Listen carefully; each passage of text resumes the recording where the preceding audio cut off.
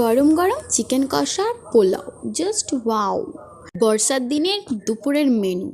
প্রথমে গোবিন্দভোগ চালটা ভালো করে ধুয়ে একটু শুকনো শুকনো করে নিয়েছি, তারপর তাতে আদা রসুনের পেস্ট, গরম মশলা গুঁড়ো, হলুদ গুঁড়ো, ঘি দিয়ে ভালো করে সেটা মাখানো হয়েছে, ভালো করে একদম যাতে পুরোটাতে ভালোভাবে মাখানো হয়ে যায়। আমার মানুতোটা মাখাচ্ছে, দেখে নিয়েছো তো?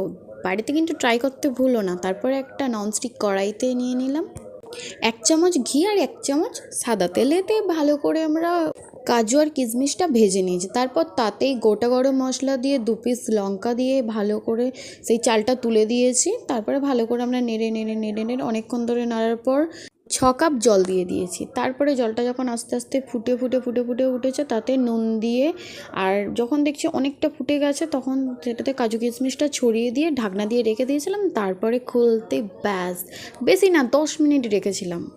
চিকেন কষার পোলাও